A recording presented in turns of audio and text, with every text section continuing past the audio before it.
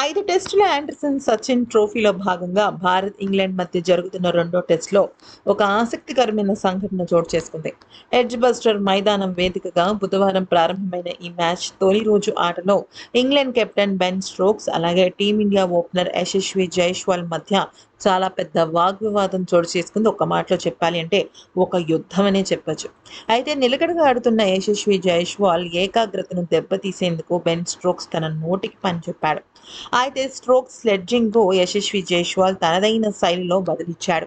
ఇందుకు సంబంధించిన వివరాలు, అసలు ఆ ఫుటేజ్, ఆ వీడియోస్ ఏంటో ఒకసారి చూద్దాం. తొలి రోజు ఆట ఫస్ట్ సెషన్ 19వ ఓవర్లో ఈ ఘటన చోటు చేసుకుంది. ఈ ఓవర్ 4వ బంతిని strokes out side half stump లైన్లో వేయగా యశస్వి జైస్వాల్ బ్యాక్ ఫుట్ షాట్తో బౌండరీకి తరలించాడు. ఆ మరుసటి బంతిని స్టంప్స్ పైకి వేయగా జైస్వాల్ చాకచక్యంగా ఆడి క్విక్ సింగిల్ తీశాడు. ఈ క్రమంలో స్ట్రోక్స్ పక్క నుంచే జైస్వాల్ పరిగెత్తగా అతను ఏదో అన్నాడు. దాంతో జైస్వాల్ మా మాటలు వినాలని నీకు లేదు, కమాన్ అని బదులిచ్చాడు. ఆ వెంటనే స్ట్రోక్స్ అసలు నువ్వు ఏమీ వద్దంటావు అని ప్రశ్నించాడు. చివరి బంతిని స్ట్రోక్స్ స్టంప్ వైపు వేయగా కరుణ్ నాయర్ అద్భుతమైన డిఫెండ్ చేశాడు. ఈసారి జైస్వాల్ వైపు నడిచిన స్ట్రోక్స్ నువ్వేమన్నావు అని అడిగాడు. ఈసారి జైస్వాల్ మాత్రం ఏమీ స్పందించలేదు. దాంతో వాగ్వివాదం కొంతవరకు ఆగింది. అయితే ఈ మాటలు స్టంప్ మైక్లో రికార్డ్ అయ్యాయి.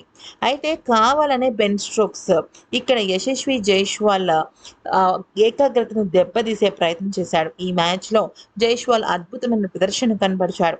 తొలి టెస్ట్లో సెంచరీ బాదిన అతను ఆ ఫామ్ను కొనసాగించాడు. అయితే త్రుటిలో శతకాన్ని చేజార్చుకున్నాడు. వన్డే తరహాలో దూకుడు బ్యాటింగ్ చేసిన యశస్వి 107 బంతుల్లో 87 పరుగులు చేశాడు. కానీ బెన్ స్టోక్స్ బౌలింగ్లో కీపర్ క్యాచ్గా వెనుతిరిగాడు. కేఎల్ రాహుల్ విఫలమైనా కూడా కరుణ్ నాయర్తో కలిసి జైస్వాల్ చాలా బాగా ఆడాడు. సెంచరీ పూర్తి చేసుకుంటాడు, హాఫ్ సెంచరీ అయింది అనుకునే లోపు అతని వికెట్ పడిపోవడం జరిగింది.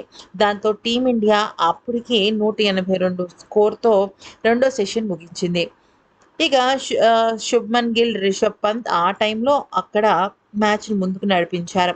కానీ ఆ తర్వాత శుభ్మన్ గిల్ సెంచరీ ద్వారా మంచి ఫలితం అయితే ఇండియా రాబట్టింది.